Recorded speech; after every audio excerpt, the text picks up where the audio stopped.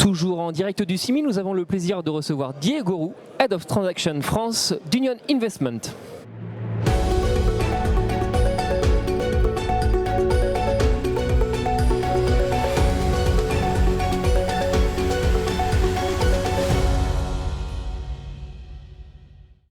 Diego, bonjour. Bonjour Benoît. Bon, première question, elle est évidente. Quel est votre regard sur le marché de l'investissement actuel ?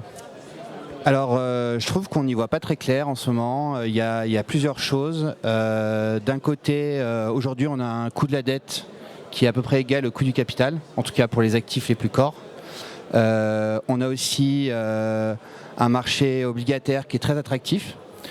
Donc, automatiquement, le marché immobilier l'est moins.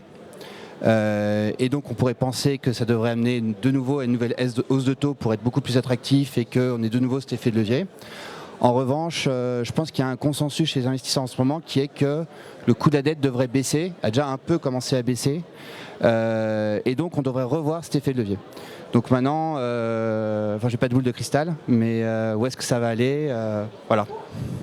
Ces dernières semaines, là, beaucoup d'observateurs ont pointé du doigt les vendeurs qui n'auraient pas pris conscience de la réalité du marché. Quel est votre avis sur le sujet ?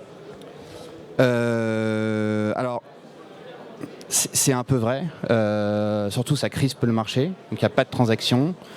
Si on sort les très grandes transactions qu'on a pu voir, je pense à LVMH avec Gecina et Brookfield, mais au-delà de ça, il n'y a pas beaucoup de grandes transactions, il y a un manque de liquidité, et ça crispe le marché. Après, j'ai cru comprendre que l'AMF avait demandé à pas mal de SCPI, aux OPCI et SCPI d'abaisser leur valeur d'expertise.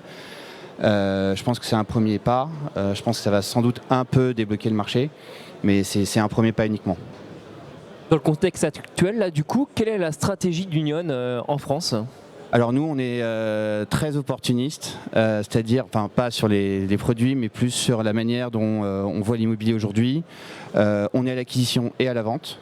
À la vente, plus dans un souci de recycler, c'est-à-dire de récupérer du capital et de pouvoir le réinjecter dans des opérations. Et à l'acquisition, parce qu'on pense qu'il y a de très bonnes opportunités aujourd'hui.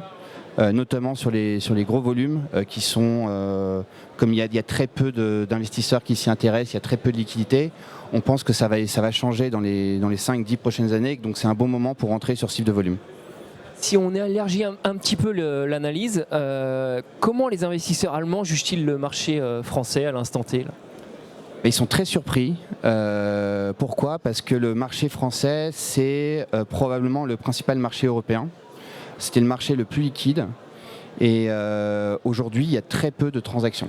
Et ça étonne beaucoup les Allemands parce qu'ils étaient habitués à avoir toujours beaucoup de transactions, de très larges volumes en France, surtout à Paris, et c'est plus le cas.